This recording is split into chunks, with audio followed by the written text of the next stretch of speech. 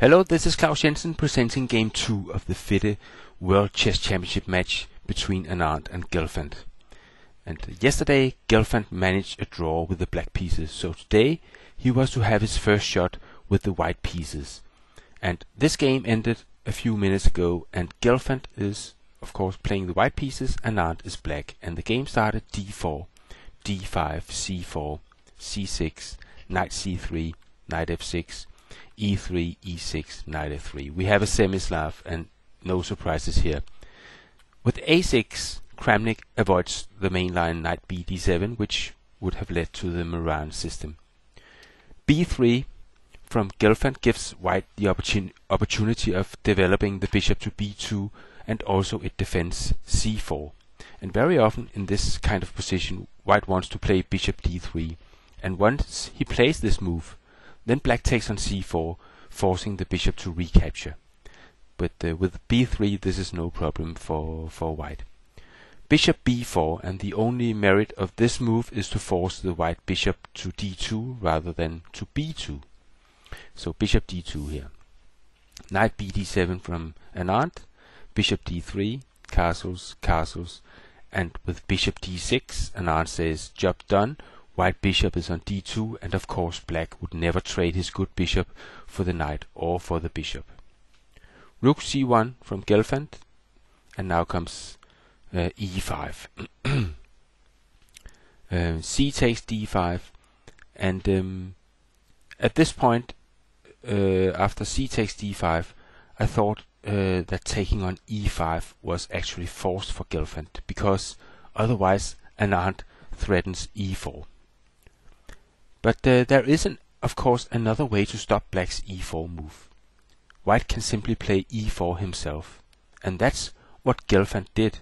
He did play e4 here, and this kind of opens the position, makes fire on the board, because e4 is surely clearing the center and opening a lot of lines for both players. And of course Gelfand hopes that his better developed pieces makes the clearance of the center to his advantage. Instead we see that the line d takes e5 is a much safer line, but and knight e2 playing for knight d4 is a very nice square for the knight, and there are no enemy pawns to remove it. So this was clearly the alternative for Gelfand, but he opted for e4.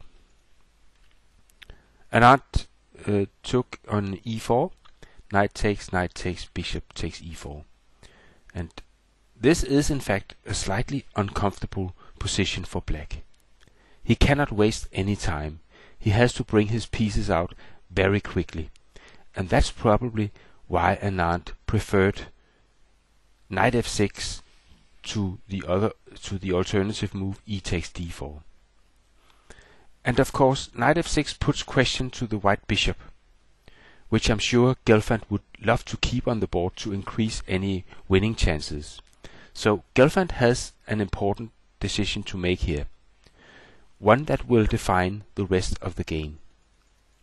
And his possibilities are one, he could try to maintain this bishop here, but bishop b1 is not very good because of e4 from Anand.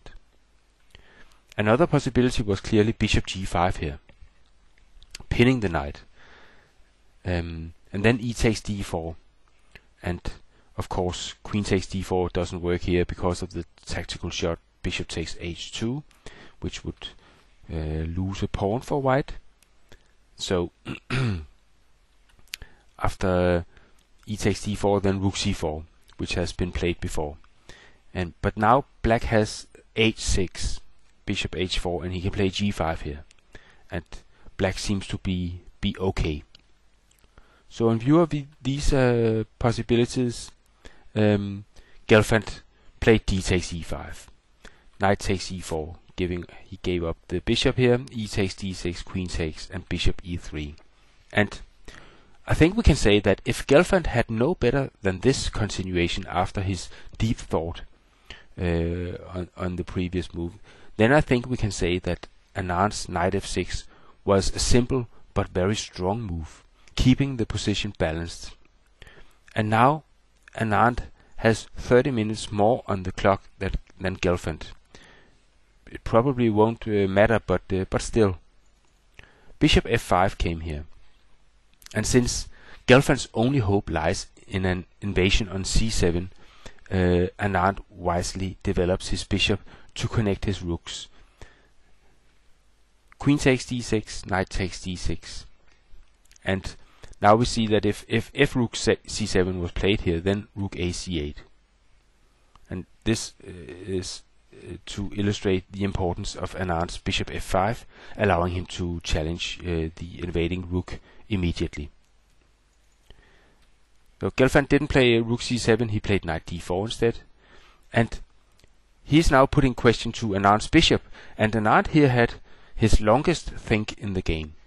And I was expecting bishop g6 here, but a little surprising, Anand chose rook f to e8, accepting to go into a knight versus bishop ending after knight takes f5. Knight takes f5 and bishop c5. But the big question here is, of course, does white have an advantage in this bishop versus knight endgame? Well, it didn't appear so, because Anand here played h5, making luft for the king and preventing a future g4 from Gelfand. Rook f to d1, rook a to c8, and king f1 was the move that Gelfand played. He avoids any back rank tricks, and at the same time bringing the king nearer to the center. f6 from Anand, bishop b4, king h7, and rook c5.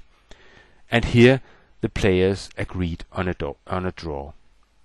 And I think it is an even position, although Gelfand has bishop for knight, but the position is symmetrical, and there's no problems for Anand here. So thanks for watching this second game analysis of the Anand-Gelfand match, and I hope to see you on my chess website at clausjensen.com. Bye bye for now.